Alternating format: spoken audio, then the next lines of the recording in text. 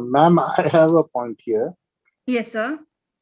I think one of the eligible categories is goods exported under advanced license, oblique special advanced license, or tax-free import authorization is also barred.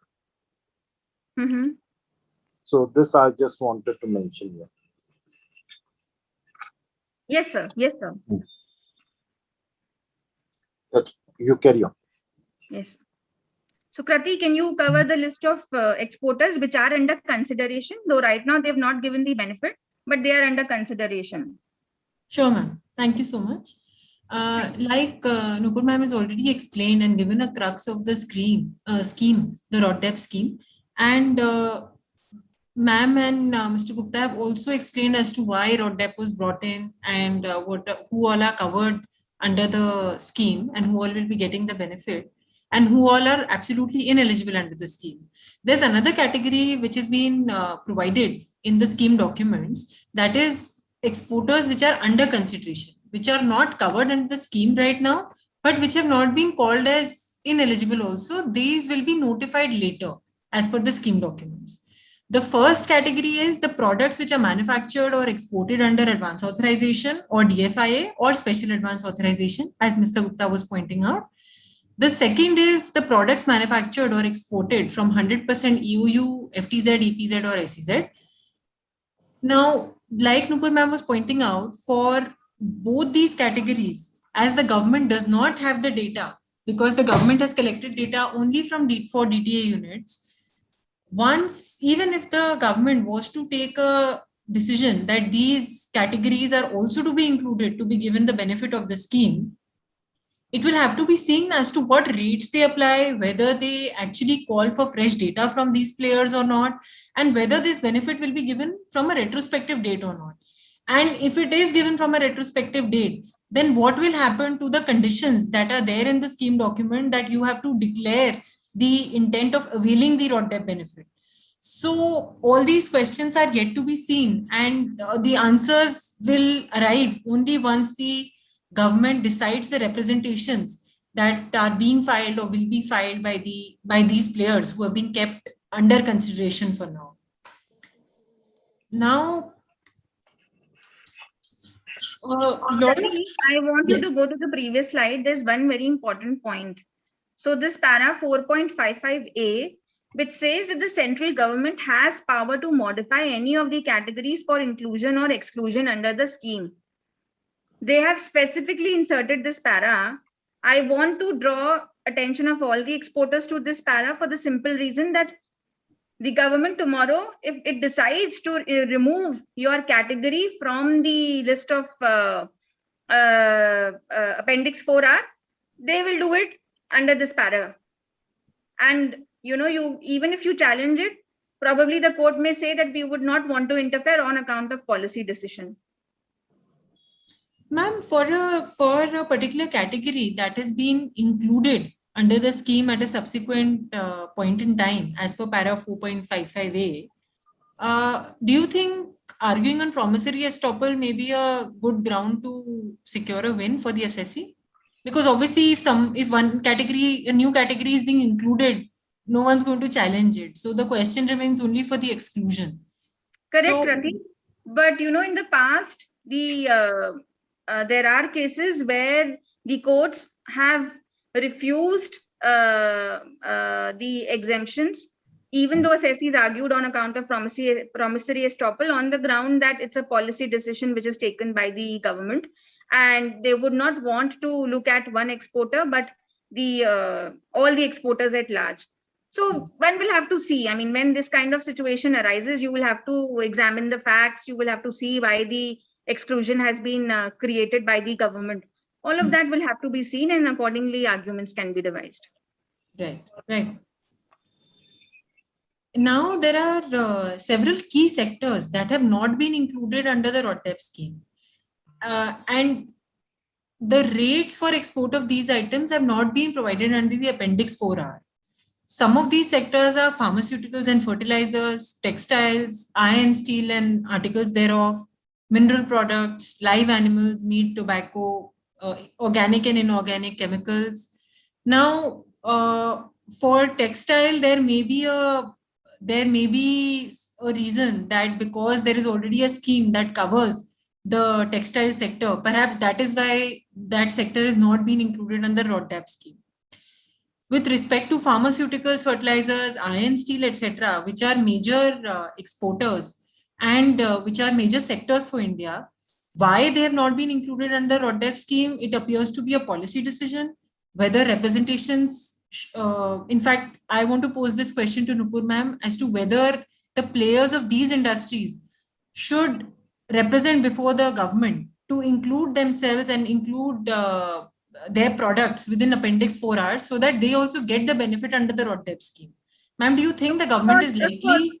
we should do that because, I mean, even if these sectors are doing well, at the end of the day, the taxes and duties which are covered under RODTEP, they would be also suffering those duties and taxes. Absolutely. Right. So I think we can make the representation. And like I pointed out, we have para 4.55A, where the government has the power to include. It's never too late. I mean, if we make the representations now and we sort of justify to the government in the representations what kind of taxes we suffer on account of these levies, I think government will consider. Right, ma'am. And especially considering Uttarakhand as a huge pharma sector, which is the topmost sector for Uttarakhand as far as exports are concerned, I think this becomes a very relevant point. Yes, of course. I definitely agree with you, but the statement from Mr. B.V.R. Subramaniam, the Commerce Secretary, he did talk of some of the sectors which are performing well.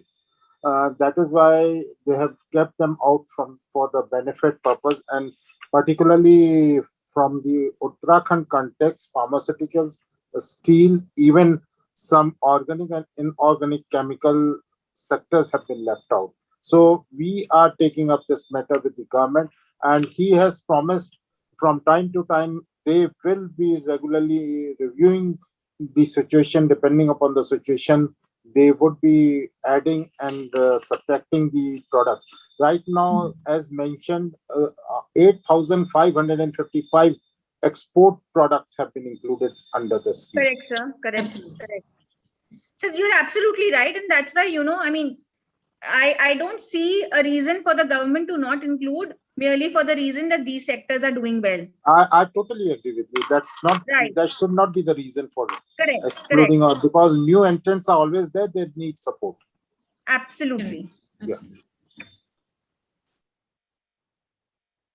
Now, this has though already been discussed. I'll just a couple of new points here. So what are the criterion for getting the benefit under the RODTEP scheme? The first, of course, is that goods should be notified under the Appendix 4R. Second, very important thing, which was actually stated in the notice they brought out on 1st of January. There they said that the declaration of intent to avail the RODTEP scheme has to be made mandatorily in the shipping bills. So if the declaration has not been made in the shipping bills that I want to avail RODTEP scheme, the government may dispute the availability of the RODTEP scheme. Ma'am, just one doubt that this condition that the intent has to be declared in the shipping bills, this does not find any place in the notification that has been issued in August. This actually was only a part of the advisory guidelines which were issued in January. Yes.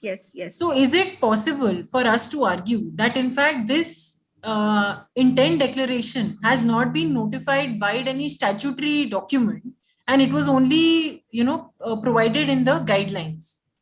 In case some assessee has missed declaring it from January till date, then can this ground be taken today? Perhaps, Krati, yes, we can take this ground. Also, I would like to highlight that there was a similar condition in the MEI scheme as well. And there, many exporters had missed stating, ticking yes instead of the declaration said that they wanted to claim MEIS, but they did not pick specifically yes. As a result, the department started disputing all those claims. the matter went up to various high courts. There are different high courts decisions now. One of the cases I can recall is Pasha International, very famous decision of Madras High Court, where the court said that this is purely a procedural lapse and substantive benefit should not be denied to the assessee on this account. So I think while anybody would want unnecessary litigation, therefore we should be cautious of ensuring that we declare our intent. But if such a situation arises, we have very many grounds to take it up with the department. Thanks. Now, the other important thing is that as per the scheme documents, to avail the RODTEP benefit, sale proceeds have to be realized within the time allowed under the FEMA, along with the extended time period under FEMA itself. However, the rebate would not be dependent on the realization of export proceeds at the time of issue of rebate. So this rebate will be granted. However, if the sale proceeds are not realized within the time issue allowed under the FEMA, the rebate may be subject to recovery by the government. In fact, the scheme documents provide that the necessary rules and procedure regarding various aspects would be further notified by the CBC. And the scheme documents also say that provisions with respect to recovery will also be notified subsequently by the CBIC. So this is a situation similar to the drawback scheme. Absolutely. Even in drawback, you are supposed to realize the payments within the time specified by FEMA, which is around 9 months and which can be extended. Yes. So you may get the scripts from the government once you make the claim, but it doesn't stop there. You have to ensure that the payments are realized. And if that's not done, then the government will come back to you after the time period is over, asking for the scripts that have been issued to you. Right. Yes, recovery. So the scheme documents provide that these provisions will be notified by CBIC subsequently. That is the provisions for recovery of rebate amount where foreign exchange is not realized, or the suspension of withholding of the RODTEP in case of any fraud or misuse of the scheme, or imposition of penalty.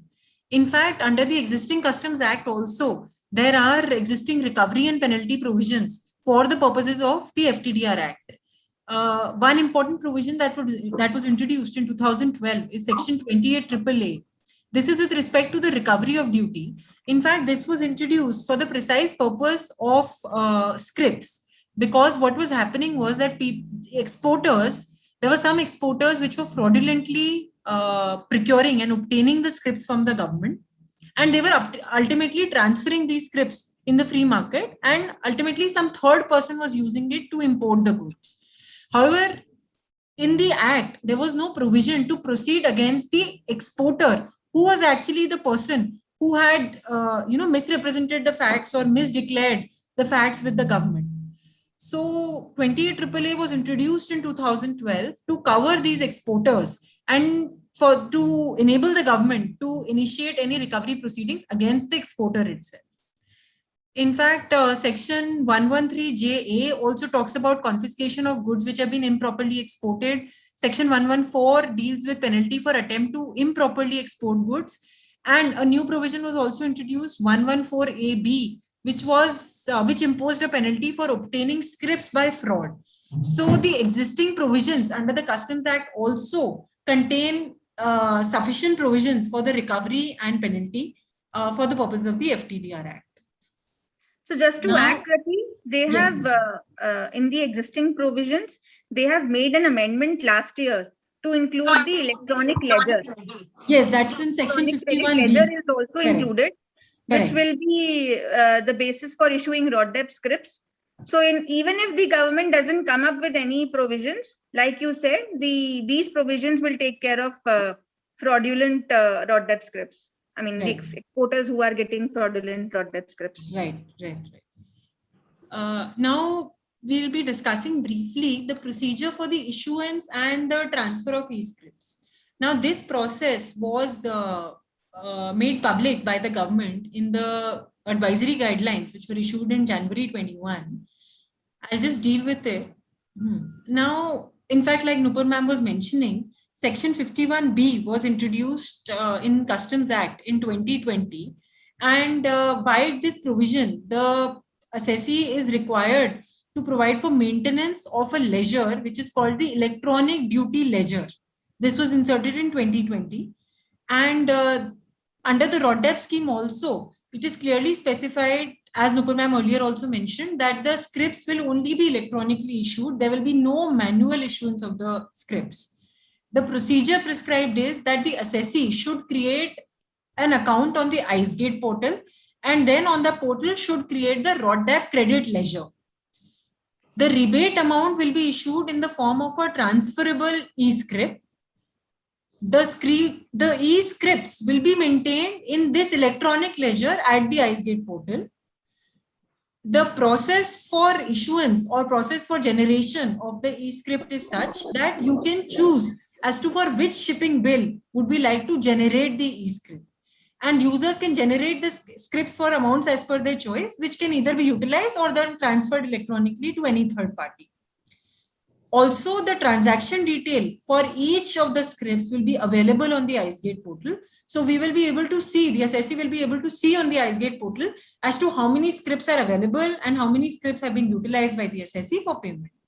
As already pointed out earlier, these e-scripts which are issued under the RODDAP scheme can be used only for the payment of basic customs duty, as was the case with MEIS also post introduction of GST, that only BCD can be set off against these scripts, not IGST, not NSS, nothing else.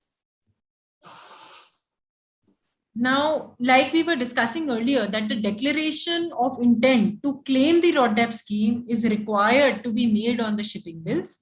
And the procedure is such that you have to declare RODDAP Y if you are availing the RODDAP and RODDAP N if the RODDAP is not availed.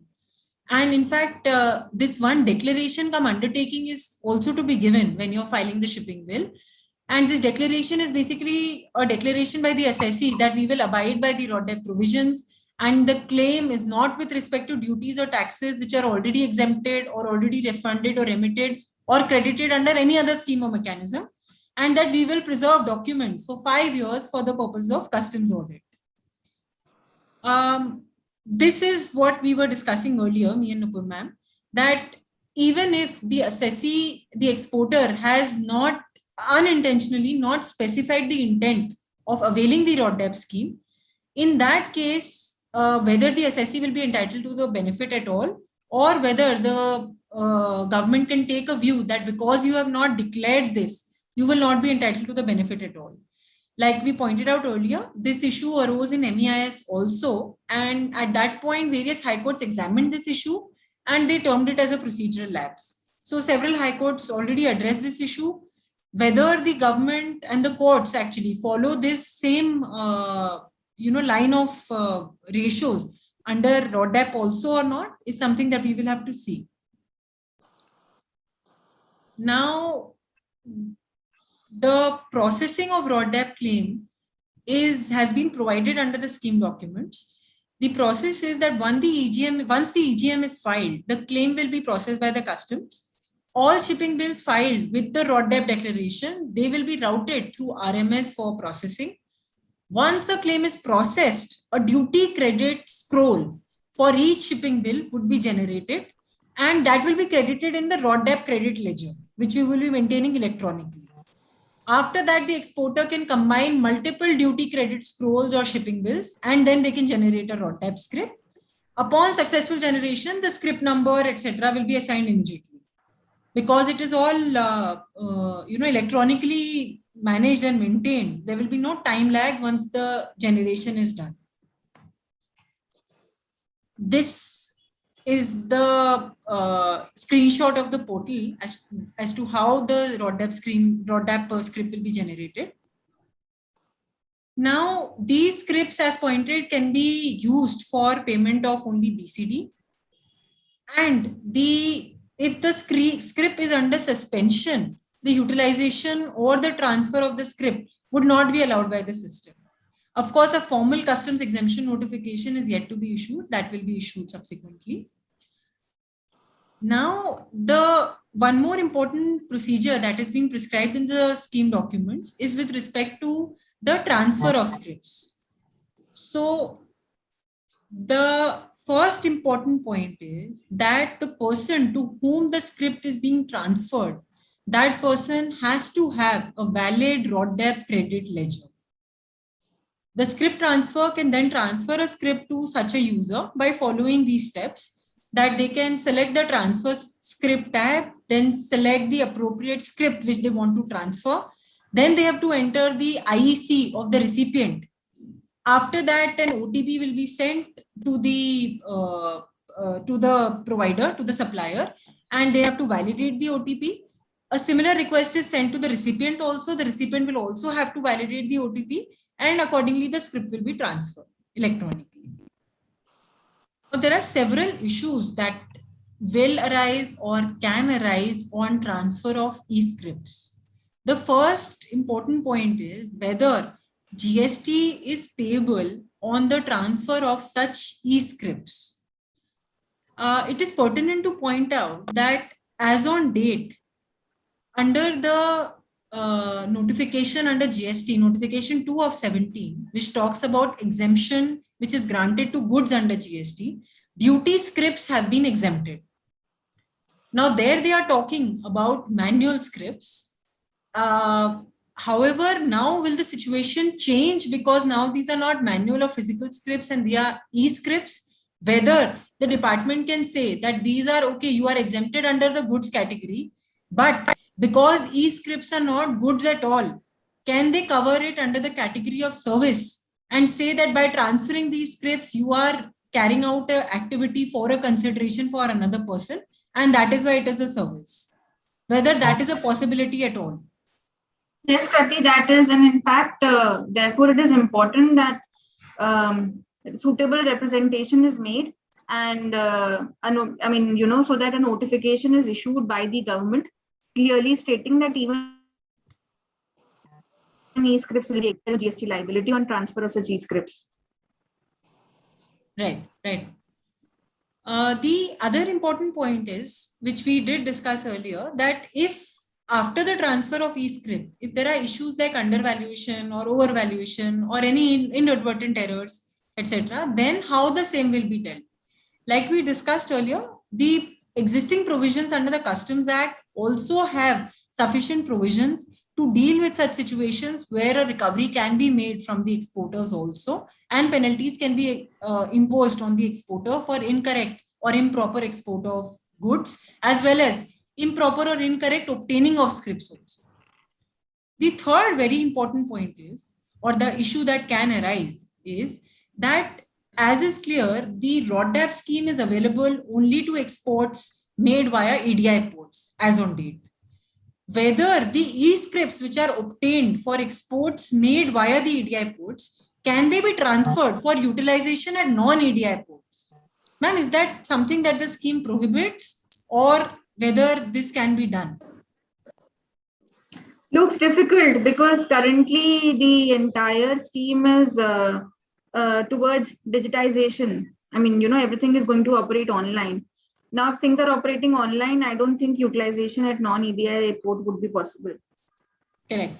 Which in fact highlights the point you were making earlier, that, you know, for this point also a representation is definitely required to be made before the government. Correct. So that they come out with some exception. Though non-EDI is discouraged, but there are situations when, you know, assessee is forced to export Correct. goods from non-EDI port for whatever Absolutely. reasons. Absolutely.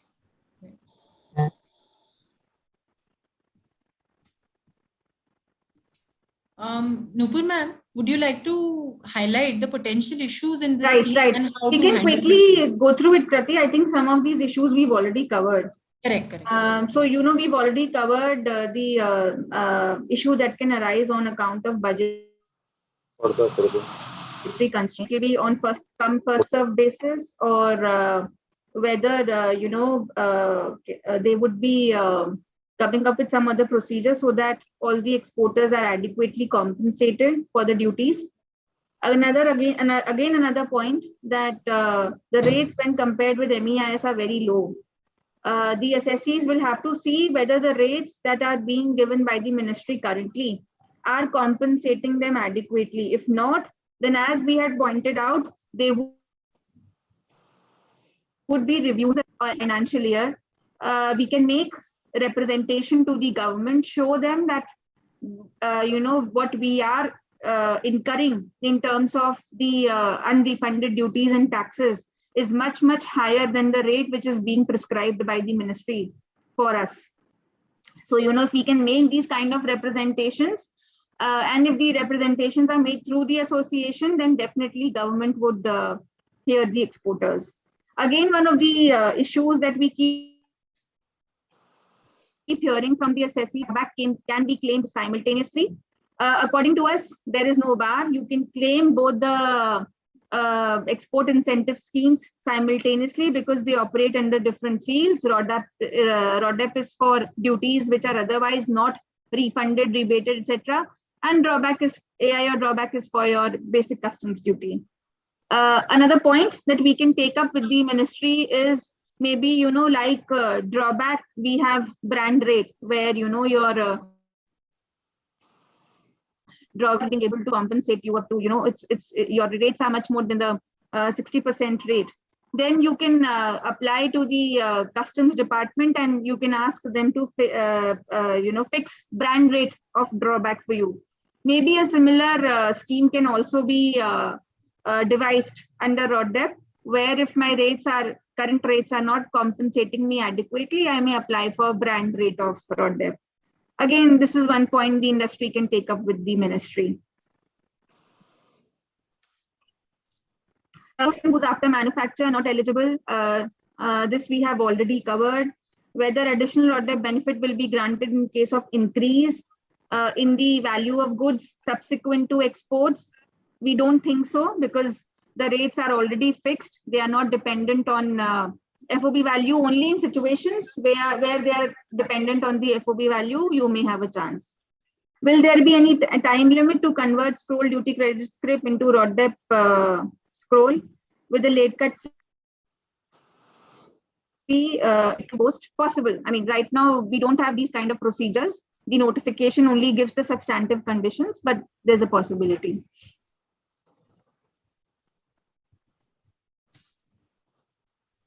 Again, in case the RODEP benefit is extended to A holder, EOU, SEZ, whether it will be retrospective or prospective, this we've already covered.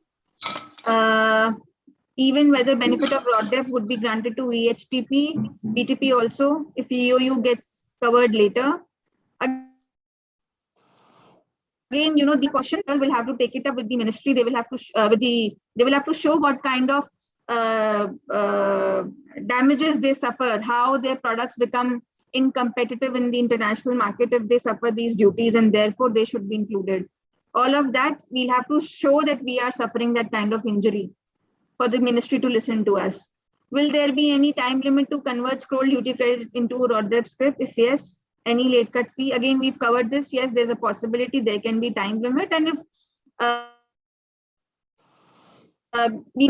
maybe depending on the time limit prescribed, they can allow for late cut fee. Whether interest would be available on past eligible exports in terms of Appendix 4R made post 1/1/20, made post 1st January 2021. Again, right now, I think the exporters should concentrate on getting the scripts first, and then probably we can look into the possibility of getting any kind of interest from the government, but looks difficult considering the budget constraints.